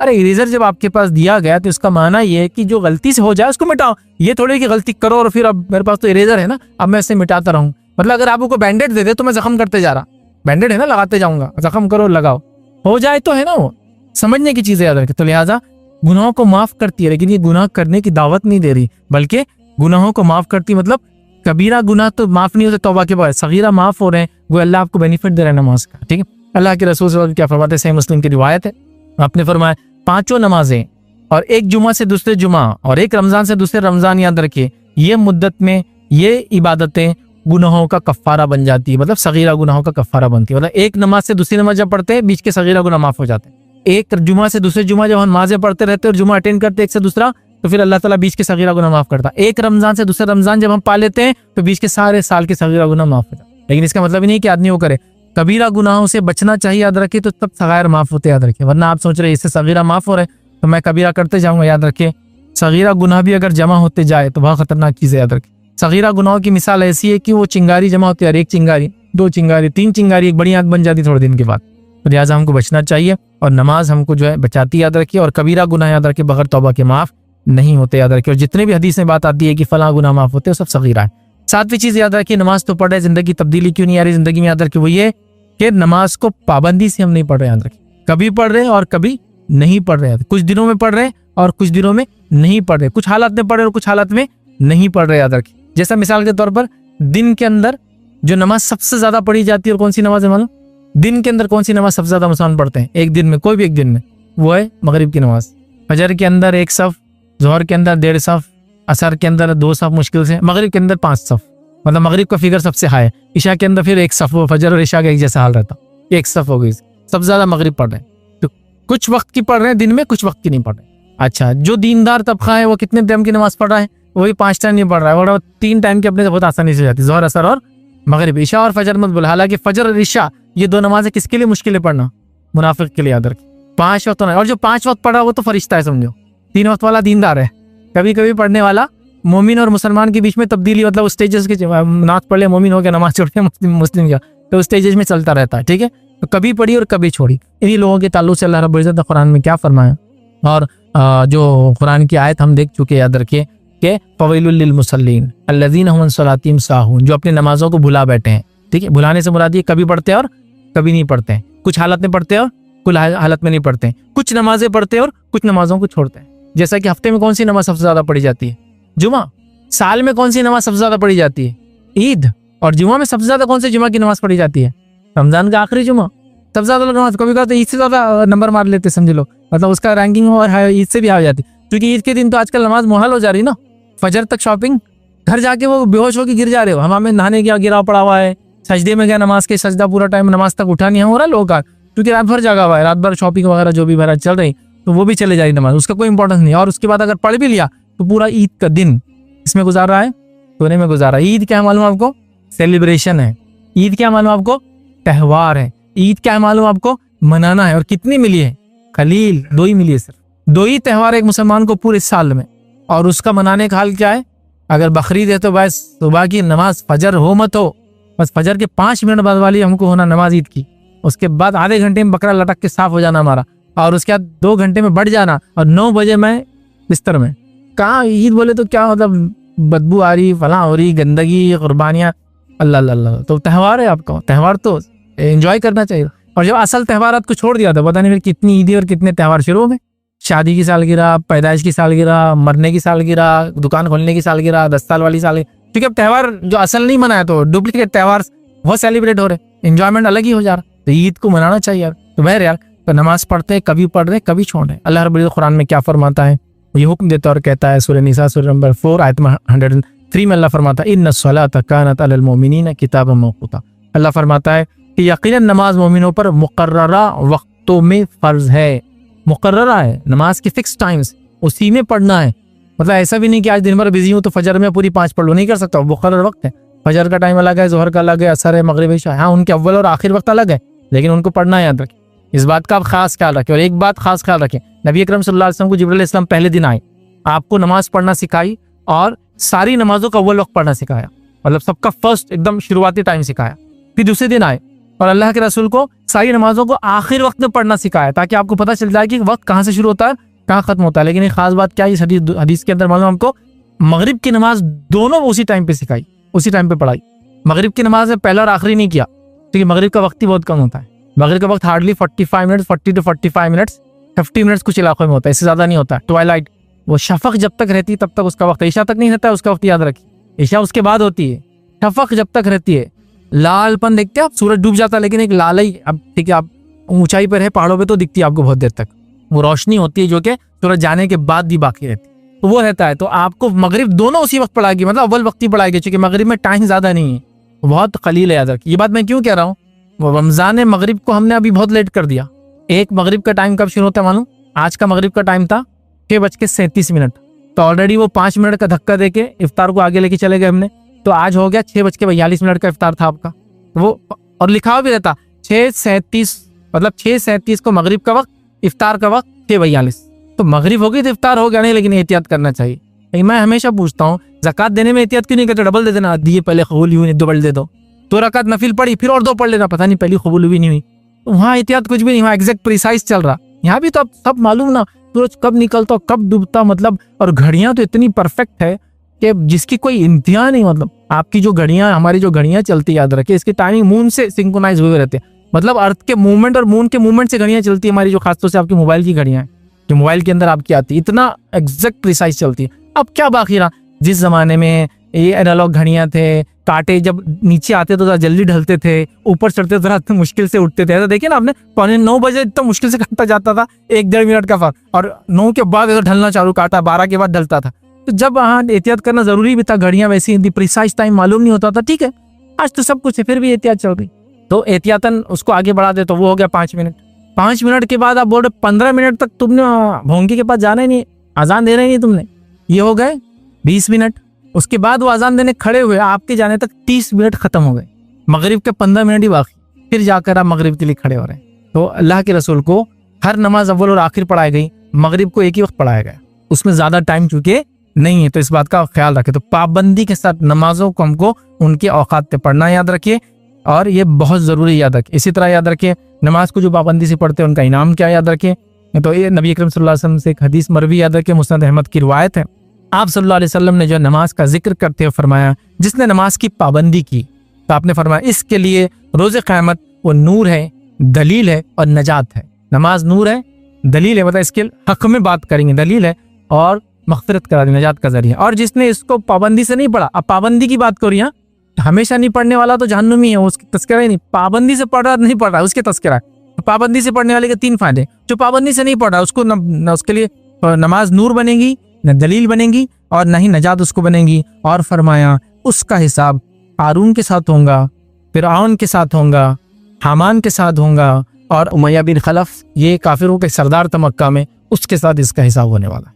तो लिहाजा बड़ी सख्त बात है, तो नमाजों को पढ़ना है और पाबंदी के साथ पढ़ना है, तभी इसका फायदा मिलेगा। 8वां पॉइंट याद रखिए, नमाज हम पढ़ रहे उसका फायदा क्यों नहीं हो रहा, याद रखिए वो ये, नमाज भी पढ़ रहे हैं और शिर्क भी कर रहे हैं। अब कि हम जानते हैं शिर्क करने की वजह से कोई इबादत अल्लाह कबूल नहीं करता है, ये बात याद है। आप अगर शिर्क करेंगे अल्लाह के साथ, कोई इबादत कीजिए, आप हज कर लीजिए, सारी जिंदगी नमाजें पढ़िए, सदकात कीजिए, खैरात कीजिए, ज़कातें दीजिए, ये कीजिए, लोगों की मदद कीजिए, सारी इंसानियत की भलाई के काम कीजिए, आपको फायदा नहीं मिलेगा। हाँ, जहन्नुम का अजाब सिर्फ हल्का होगा, क्योंकि आप शिर्क कर रहे हैं अंदर की। शिर्क बड़ा खतरनाक मामला है, वक्त नहीं है ये जाने, ही बहुत अहम टॉपिक है। जब हम कहते हैं ना तौहीद, एक अल्लाह को मानना, तो तौहीद का उलट क्या होता है, शिर्क, अल्लाह के साथ शरीक करना। इस टॉपिक को भी समझिए, इसकी इंटेंसिटी बहुत हाई है, क्योंकि तौहीद का उलट है। तो हम नमाज भी पढ़े और शिर्क भी करें, ऐसे नमाज हमारे लिए दुनिया में कोई फायदे का जरिया नहीं बन रही, याद रखिए। और शिर्क के ताल्लुक से कितना बुरा अमल है। सूरह अनाम उठाइए, सूरह अनाम की आयत नंबर 83 से लेकर 88 तक पढ़ी। सूरह अनाम सूरह नंबर 6 आयत नंबर 83 to 88। इसके अंदर अल्लाह रब्बुल इज्जत ने 18 अंबियों का तज़किरा किया। इरशाद कुरान में एक ही जगह इतने अंबिया एक साथ आए। इब्राहिम अलैहिस्सलाम से शुरू किया अल्लाह ताला ने आयत नंबर 83 के अंदर, और 88 जाने तक 18 अंबियों का तज़किरा किया। कुल कुरान के अंदर 25 अंबियों का जिक्र है, नाम है, उसमें से 18 इन आयतों के अंदर आ जाते हैं पूरे। इनका जिक्र किया और फिर क्या फरमाया इसके बाद मालूम? जिक्र करने के बाद वलौ अशरकू, अगर ये अंबिया भी शिरक करते, फरमाया लहबित अन्हुम मा कानू यामलून, हम इनके सारे अमाल बर्बाद करते जो भी इन्होंने किया था। अगर ये अंबिया भी शिरक करते, अंबिया का भी शिरक नहीं करते, अंबियाओं को सामने रखकर एक्चुअली उनकी उम्मतें टारगेट हैं, ये भी शिरक करते तो मैं इनको हलाक को बर्बाद कर देता, तो तुम्हारी क्या औकात है फिर? आम लोग है ना। तो कहा अगर ये भी शिरक करते, क्योंकि यहूदियों ने क्या किया, मूसा अलैहिस्सलाम को मानने का दावा किया, शिरक करे। ईसाइयों ने क्या किया, ईसा अलैहिस्सलाम को मानने का दावा करे और शिरक करे। तो कहा अगर ये भी शिरक करते तो मैं इनको बर्बाद करता, तो तुम कौन है ना। तो अंबियाओं को रख के अवाम उनकी उम्मत टारगेट है। तो 18 अंबियाओं को वार्निंग देकर कहा ये भी शिरक करते तो इनके अमाल वो नहीं करता हूँ। नबी अकरम सल्लल्लाहु अलैहि वसल्लम के बारे में भी अल्लाह ने क्या क्या मालूम? सूरह ज़ुमर सूरह नंबर 39 आयत नंबर 65 में क्या फरमाया? वलक़द उहिया इलैका व इलल लज़ीना मिन क़ब्लिका, ए नबी हमने आपकी तरफ भी वही की और आपसे पहले भी हमने वही की थी। क्या वही की थी? लाइन अशरकता, अगर ए नबी आपने भी शिरक किया, अल्लाह फरमाता है ए नबी आपके अमल भी हम बर्बाद कर देंगे, वला तकूनन्ना मिनल खासिरीन, और आप भी खसारा उठाने वालों में हो जाए।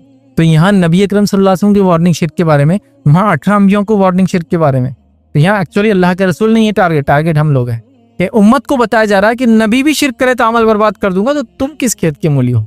तुम क्या वसीला लेके आओगे मेरे पास शिरक करके? मैं कैसे माफ करूंगा तुमको? तो बात समझने की है, हमने शिरक नहीं करना है, क्योंकि शिरक करेंगे तो नमाज क्या कोई भी चीज़ हमारी फायदा नहीं देंगी। और ये बड़ी शर्मनाक बात है कि आज मुसलमान उम्मत, याद रखिए, धड़ल्ले से शिरक कर रही है और तौहीद को शिरक और शिरक को हमने तौहीद बना दिया। याद रखिए। आइए 9वां पॉइंट याद रखिए कि नमाज तो पढ़ रहे हैं, जिंदगी में तब्दीली नहीं आ रही। वो ये याद रखिए, वो ये है, ये भूल जाना कि नमाज हम पर क्यों फ़र्ज है।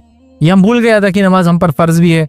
क्यों फ़र्ज है? नमाज हम पर इसलिए फ़र्ज है कि हम इसमें अल्लाह का जिक्र करते हैं, याद रखिए। और अल्लाह का जिक्र हमारे लिए बड़ा ज़रूरी, याद रखिए। साइंटिफिक स्टडीज़ बता रही है कि एक इंसान अगर कोई दुनिया में बड़ा काम करना चाहता है तो उसको यकसुई के साथ, पूरे कॉन्सेंट्रेशन के साथ अपने अगर माइंड को एक जगह लगा दे तो दुनिया में कामयाब इंसान बन जाए। मेडिटेशन लोग कर रहे हैं सुकून के लिए, यहाँ हमको ये सब चीज़ें पहले से डिफ़ॉल्ट दे दी गई। नमाज पढ़ो, खुशी और खुशू के साथ पढ़ो, पूरा दिल लगाओ उसके अंदर। ये खुद तुम्हारा मेडिटेशन भी है, ये तुम्हारी एक्सरसाइज भी है। हम एक्सरसाइज के लिए नमाज नहीं पढ़ते, मेडिटेशन के लिए नमाज नहीं पढ़ते। अल्लाह ने हुक्म दिया, उसके रसूल के तरीके पे हम पढ़ते हैं, लेकिन ये साइड बेनिफिट्स हमको खुद ब खुद मिल रहे हैं, ये उसके साथ आ रहे हैं।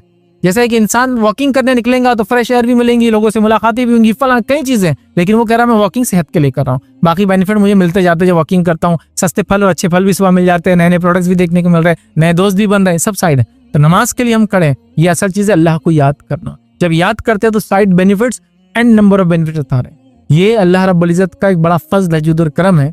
एक बार जो है मेरा एक सफ़र हुआ, हमने एक शख्स को देखा जो खेत से काम करके आ रहा था। अब मुझे एक बताइए, एक आदमी खेत से काम करके आ रहा है, जो उसकी हालत है, जो उसके पैरों की, हाथ की मिट्टी और ये धूल लगी हुई है, उसके लिए कोई वजह नहीं थी मुँह हाथ धोने की। लेकिन अगर वो मुसलमान है तो 5 टाइम वजू कर रहा है, तो साफ सफाई खुद ब खुद बाय डिफ़ॉल्ट हो रही है।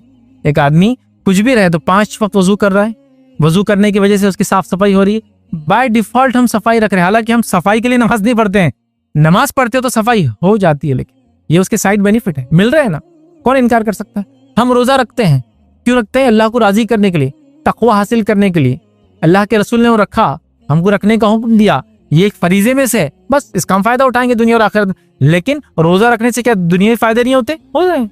अभी हर आदमी को डॉक्टर सजेस्ट कर रहा है आप इंटरमिटेंट फास्टिंग कीजिए, क्योंकि आप बहुत सेहतमंद हो चुके हैं।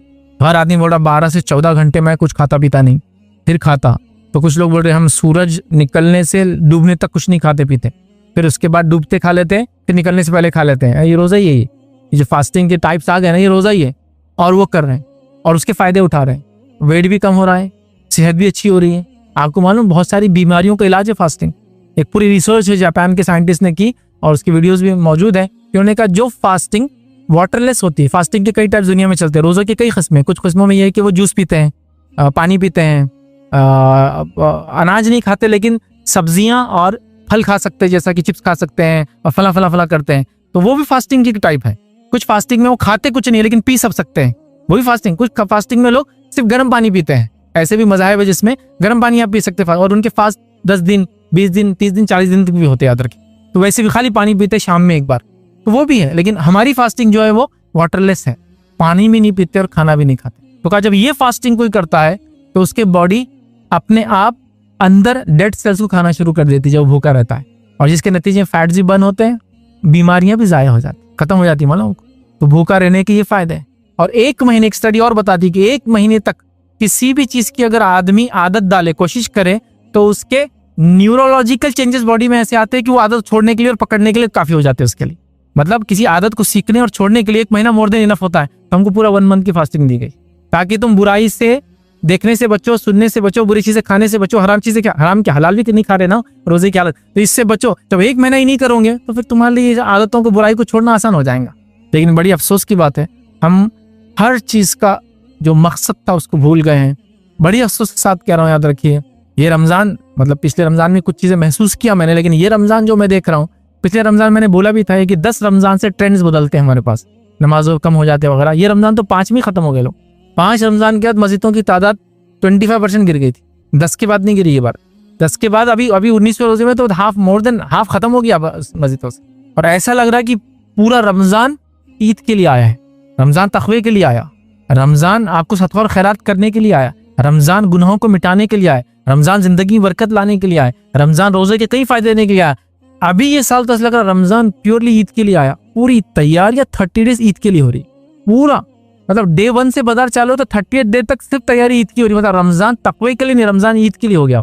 दुकानें वालों ने लाइट वाली दुकानें बना दी, जबरदस्त छकमक एकदम, बिल्कुल रोजे का इंतजाम, इफ्तार का इंतजाम, नमाजों का आपका इंतजाम, लेडीज मॉल, जेंट्स मॉल, है ना, खुल गए ना सब, सेग्रीगेशन के साथ, बिल्कुल धक्का बुक्की नहीं होना बोलकर सारी चीजें हो रही। मैं कुछ भी उसको बुरा नहीं कह रहा हूँ, वो सब हलाल है, मैं कह रहा हूँ। लेकिन रमजान का मकसद तकवा है, रमजान का मकसद ईद नहीं है। ये साल ऐसा लग रहा है रमजान का मकसद ईद है, तकवा नहीं है। कंप्लीट तैयारी ईद के लिए, कंप्लीट। देखिए आप, हर आदमी फिक्र में ईद को क्या लेना है, तूने क्या लिया, तूने जूता ले लिया, तेरे को जाना है क्या, मैं वहां से दिलाता, यहाँ फला इंस्टा से ले, इंस्टा से वहां बहुत अच्छा ला के दे, सऊदी का माल फला, ये हो रहा है सब ईद के। मतलब रमजान ईद से जुड़ गया, जबकि रमजान तकवे से था। तकवा हासिल करने के बाद उसकी खुशी ये थी कि आदमी एक दिन ईद मनाता है। फिर तो रमजान पूरा ईद के लिए हो रहा, पूरा। देखिए आप, बाप की फिक्र हलाल कमाने की, ईद के कपड़ों के लिए, औरत की फिक्र रमजान के रोजे और तकवा नहीं, ईद की तैयारी के लिए। ईद का शिरखुरमा का सेवैयाँ, सामान, सेवैयाँ कहाँ भुनाएंगे उसके मसाइल, सेवैयाँ बनाने, भिगाने, भूनने, रखने और बनाने के मसाइल, ठीक है, वो पूरे वो डिस्कशन हो रहे हैं। तो रमजान ईद से जुड़ गया, रमजान तकवे से जोड़ दीजिए, ईद से मत जोड़िए उसको। रमजान ईद से जुड़ा हुआ भी नहीं था कभी, याद रखिए। ईद तो जो मना लेता है रमजान को, उसका हक अदा करके उसके लिए खुशी का दिन है, लेकिन ईद नहीं है रमजान। रमजान खत्म हो गए फिर ईद आती है। हमने ईद से इतना जबरदस्त जोड़ दिया, बहुत अजीब अंदाज से भरा। ये साल तो बहुत अजीब अजीब चीजें देखने को मिल रही है और पता नहीं क्या होने वाला है। मतलब पहले ये था कि आखिरी 3 दिन मैंने बाजारों में रश देखा था, 27, 28, 29 रमजान, और चांद रात तो समझो एक्सेप्शनल था। अभी 10 रमजान से वही हाल है जो चांद रात का हाल था। आप गाड़ियों को चला नहीं सकते अपने सिटी के अंदर, 2 व्हीलर नहीं चला सकते, 4 व्हीलर तो बहुत दूर की बात है, गाड़ियां मिलेंगी आपको, 2 व्हीलर नहीं चला सकते आप, क्योंकि मसला है ना, चलाएंगे कहाँ, लोग इतने भरे। हर औरत पलट के आपको बोलेगी समझा नहीं क्या, इसको ला लिया इसने, इतनी अकल नहीं क्या, ये फला है, इसको समझ नहीं है क्या, बच्चा है क्या, तो मार्केट है ना। तो ये देखिए आप, पूरा मतलब एक अजीब जज्बा नजर आ रहा है। अल्लाह के लिए सब हम छोड़े, वरना हमारी कोई इबादत हमको फायदा नहीं देने वाली। हम नमाज का डिस्कशन कर रहे, रोजे भी हमको फायदा नहीं देंगे, क्योंकि तकवा इसका मकसद था, ईद इसका मकसद कभी भी नहीं था। अल्लाह के रसूल ने कभी भी नहीं कहा रोजे तुम रखते हो ईद के लिए, रोजे रखते तकवे के लिए। ईद तो एक खुशी है कि 30 दिन अल्लाह को हमने राजी किया, तो आज हम एक दूसरे से मिल रहे हैं, खुशी मना रहे हैं, खुश हो रहे हैं कि अपने गुनाह की माफी कर ली हमने 30 दिन में। या ये सब करके, शॉपिंग करके क्या 30 दिन बाद हम ईद मनाएंगे, क्या उसकी खुशी रहेंगी, याद रखिए, ठीक है। तो ये समझने की हमको याद रखिए जरूरत है, याद रखिए। तो गुनाहों को रोकने के लिए नमाज है, याद रखिए। गुनाहों को मिटाती, याद रखिए, हमारी नमाज, याद रखिए। और हम नमाज का मकसद हम भूल गए, याद रखिए। उसके नतीजे में तमाम चीज़ें हो रही है। अल्लाह के रसूल सल्लल्लाहु अलैहि वसल्लम के ज़माने में एक शख्स से एक गलती हुई, गुनाह हुआ। जब गुनाह हुआ तो अल्लाह के रसूल के पास आया और गुनाह के बारे में बताया। नबी अकरम सल्लल्लाहु अलैहि वसल्लम ने फरमाया, क्या तूने हमारे साथ नमाज नहीं पढ़ी अभी? तो कहाँ पढ़ी है? तो कहा इन्नल हसनाति युज़हिबन सय्यात, नेकियां गुनाहों को माफ कर देती। गुनाह कबीरा नहीं है, सगीरा। लेकिन तो नेकी करने से गुनाह, तो नमाज पढ़ रहे हैं फर्ज है, नमाज पढ़ रहे गुनाह मिट रहे, नमाज पढ़ रहे जिंदगी में बरकत आ रही, नमाज पढ़ रहे कई चीजें। मैंने कहा ना, जो नमाज की अहमियत, मेरा लेक्चर है 30 फायदे नमाज के और 30 नुकसान उसके दुनिया और आखिरत के, हमने उसमें देखे। तो नमाज बड़ी अहम चीज़ है, याद रखिए, उसको भूलिए मत कि वो फर्ज क्यों हम पे, याद रखिए। अल्लाह का बड़ा एहसान है। देखिए सहाबा, जब नमाज फर्ज नहीं हुई थी, अल्लाह ने जिस हालत से उनको निकाला था, उसके शुक्राने में अपनी तरफ से 2 वक्त नमाजें पढ़ते थे, ये नफिल नमाज थी, खुद से शुक्राने में कि अल्लाह ने इतना अच्छा दीन दे दिया। और वो वेट करते थे कि काश की कुछ इबादत अल्लाह हम पे फर्ज करे, हमारा रब हमको कुछ फर्ज करे, एहसान के बदले जो उसने दुनिया में दिया हम कुछ करे उसके लिए। उससे पहले 3 वक्त 2 वक्त नमाज 2 रकात पढ़ते थे वो। उसके बाद नमाज फर्ज हुई तो वो झूम गए, खुश हो गए। नमाज का तोहफा मिला बोलते ना, तोहफा गिफ्ट है किसी ने दिया, तो तोहफा बोल के मना रहे थे। और हम लोग उसको बोझ समझ रहे हैं, परेशान हो रहे हैं, कैसे पढ़ेंगे, क्या मुश्किल है यार, नमाज दे दी अल्लाह ने। अभी तो रोजे मुश्किल हो गए क्योंकि बच्चों के एग्जाम थे ना। बहुत से लोग सवाल करते 10वीं बच्चा है, अब एग्जाम दे या रोजे रखे। रोजे से एग्जाम का कोई लेना देना ही नहीं है। ये दुनिया के एग्जाम में भी फायदा है और आखिरत के एग्जाम में फायदा देने वाली चीज है, रखना ही है इसको। तो उल्टा सवाल हो रहा कि भाई रोजा कैसा रखना, छोड़ देना क्या? 10वीं में बच्चा आ गया तो रोजा नहीं छोड़ सकता, बालिग हो जाता है बच्चे तब तक। कोई भी बच्चा बालिग हो जाता है 10वीं में आने, कैसे छोड़ेगा? रखना ही है, उसको सिखाओ, कई सालों से प्रैक्टिस दिलाना था उसको। तो बहरहाल अजीब व गरीब चीजें तो मकसद ना भूले। तो सहाबा इंतजार कर रहे थे, याद रखिए। और हमको जो चीजें मिल गई याद रखिए, हम उसको छोड़ना चाहते, उससे परेशान है। 10वीं और आखिरी पॉइंट याद रखिए, नमाज तो हम पढ़ रहे, उसका फायदा हमें क्यों नहीं मिल रहा? याद रखिए, अल्लाह की इबादत करना लेकिन साथ में बंदों का हक भी मारना, तो नमाज फायदा नहीं देती। फिर याद रखिए, अल्लाह की इबादत भी कर रहे हैं, बंदों का हक भी मार रहे हैं, याद रखिए। और बंदों का हक मारने से याद रखिए बहुत खतरनाक चीजें, याद रखिए, जिसकी कोई इम्तिहान, याद रखिए। इतने नुकसान है जब बंदों के इंसान हक मारेंगे, याद रखिए। चाहे कितनी नमाजें पढ़े, बंदों का हक मारने वाले की नजात नहीं हो सकती, याद रखिए। बहुत मशहूर रिवायत, बहुत मशहूर हदीस है, बस मफहूम रखता हूँ। नबी अकरम सल्लल्लाहु अलैहि वसल्लम ने सवाल किया कि मेरी उम्मत का मुफलिस कौन है सहाबा से। तो कहा अल्लाह के रसूल, इसके बाद दीनार और दिरहम नहीं है, माल और दौलत नहीं है, रुपया और पैसा नहीं है। तो कहा नहीं, मेरी उम्मत का मुफलिस खल्लाश, भिखारी ये नहीं है। तो फिर कौन है? तो कहा ये वो शख्स है जो अल्लाह के सामने हाजिर होगा और इसने नमाजें भी पढ़ी होंगी, मतलब लेके आएंगे पूरी नमाजें, और इसने रोजे भी रखे, इसने अल्लाह की राह में ज़कात भी दी होंगी। अल्लाह अकबर, 3 बड़ी इबादतें करके, और दैट्स में तौहीद पे तावल की कबूल होंगी, याद रखिए। तीनों करके आया था अल्हम्दुलिल्लाह। तो नमाज भी ला रहा है, रोजे भी ला रहा है, ज़कात भी ला लिया आपने, मतलब इस मामले में तो सक्सेसफुल हो गया, हो कामयाब था। अभी हम इसमें फेल जा रहे हैं, ये तो था उसका। लेकिन जब वो आगे बढ़ेगा, पीछे से एक आदमी आवाज देगा, ए अल्लाह मुझे गाली दी थी, ए अल्लाह मेरा हक मारा था, ए अल्लाह मुझ पे इल्जाम लगाया था, ए अल्लाह मेरा खून बहाया था, ए अल्लाह मुझ पे हाथ उठाया था। वो लोग आवाज देंगे, अल्लाह कहेंगे ठीक है फरिश्तों से, ये जो आवाज दे रहे हैं इनका हिसाब करो। अल्लाह ने अपना हिसाब कर लिया, अब नमाज भी दुरुस्त, ज़कात में भी कामयाब और रोजे में भी कामयाब, अब इनको अजर दे दो। तो इसकी नेकियां ली जाएंगी, इसको दी जाएंगी, इसकी नेकियां ली जाएंगी, इसको दी जाएंगी, इसकी। अब वो लोग आ रहे, फरिश्ते आकर कहेंगे अल्लाह उसकी सारी नेकियां खत्म हो गई, लेकिन पुकारने वाला अभी पुकार रहे पीछे से, बंदों क्या कभी बाकी, तो आप क्या करें? तो अल्लाह कहेगा उनके गुनाह उठा के इसके ऊपर डालते जाओ, क्योंकि नेकियां खत्म हो गई ना इसकी। अब इनको क्या फायदा होगा? इनके गुनाह कम कर देंगे, पहले नेकियां बढ़ाए थे, अब गुनाह कम करें, तो गुनाह कम करेंगे और उसको जलील करके डाला जाएंगे जहन्नम। तो मुफलिस इस उम्मत का मुफलिस है। तो नमाज भी चालू है, गुनाह भी चालू है, काम नहीं आने वाली फिर नमाज, याद रखें। इसलिए हमारी नमाजें हमको फायदा नहीं दे रही, याद रखें। इसी तरह दौरे हाजिर में इतने हुकूक इबाद, बंदों के हक हम मार रहे हैं जिसकी कोई इंतहा नहीं, याद रखिए। 5 वक्त नमाज भी चालू है और झूठी कस्में खा के माल भी बेचना चालू है। 5 वक्त नमाज भी चालू है, पड़ोसी का हक भी मारना चालू है। 5 वक्त नमाज भी चालू है, लोगों की जमीनें भी मारना चालू है। 5 वक्त नमाज भी चालू है और दुकान किराए से ली बैठे उसके ऊपर जिंदगी भर के लिए, हाँ वो छोड़ना भी नहीं है। आगे तो हमारा ये हक है, आपका हक 1000 साल रहने के बाद भी शरीयत नहीं होता। आप जिसका अमानत है उसको लौटाना ही पड़ेगा आपको, क्योंकि उसने आपको किराए से दिया हो, रेंट दिया आपको, ठीक है। तो ये समझना पड़ेगा। तो सारी चीजें हमारी चालू है, याद रखिए, और फिर हम वो करें। खाली एक जमीन के ताल्लुक से नबी अकरम सल्लल्लाहु अलैहि वसल्लम क्या फरमाते हैं?